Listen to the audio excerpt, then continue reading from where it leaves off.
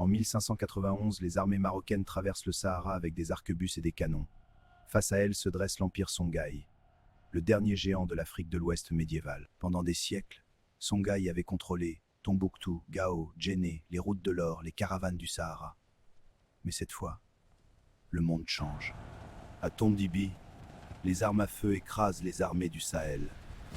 L'empire s'effondre. Puis viennent les siècles de chaos. Les grandes villes survivent encore, mais les anciennes structures impériales disparaissent. Le Niger devient une terre de guerre permanente. Au cœur du Mali actuel, existe une région unique au monde, le delta intérieur du Niger. Chaque année, le fleuve déborde. Des milliers de kilomètres de plaines sont inondés. Le désert laisse place à l'eau. Puis l'eau disparaît, et les pâturages réapparaissent. Ce cycle transforme la région en paradis agricole et pastoral. Ici vivent pêcheurs bozo, cultivateurs bambara, marchands songhai et surtout, les Peuls. Les Peuls sont partout dans le Sahel. Pasteurs nomades, cavalières, commerçants, érudits. Leur richesse repose sur le bétail. Leurs troupeaux traversent les plaines du Niger depuis des siècles. Mais malgré leur influence, ils restent divisés. Certains servent les royaumes bambara, d'autres dominent déjà certaines régions. Et parmi eux, grandit un mouvement religieux puissant. Vers la fin du XVIIIe siècle, un homme commence à attirer l'attention. Son nom, Sékou Amadou.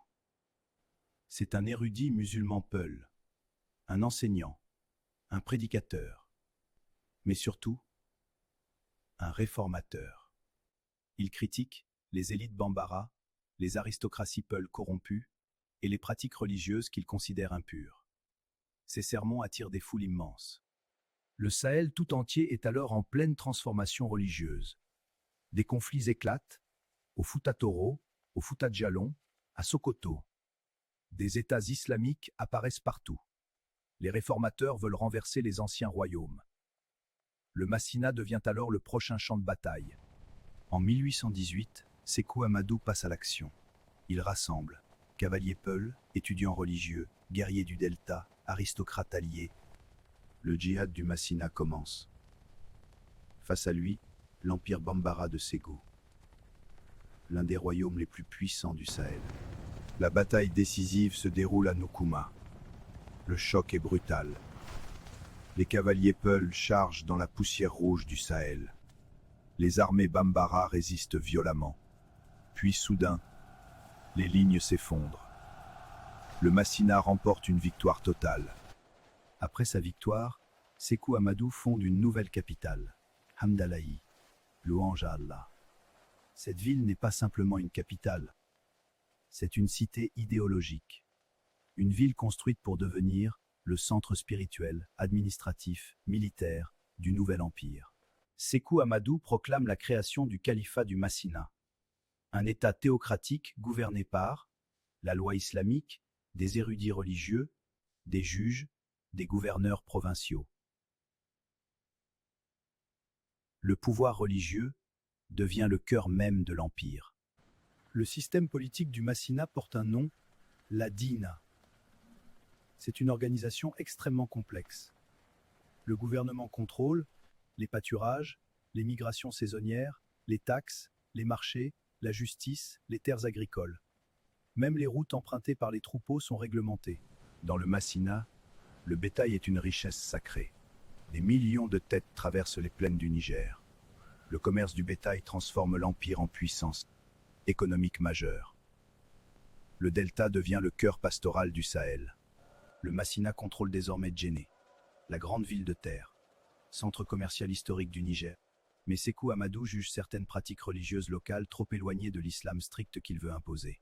Puis vient Tombouctou, la ville des savants. Le Massina contrôle désormais les grands centres intellectuels du Sahel. Des érudits viennent de Djenné, du Sokoto, du Sahara et du Fouta Toro.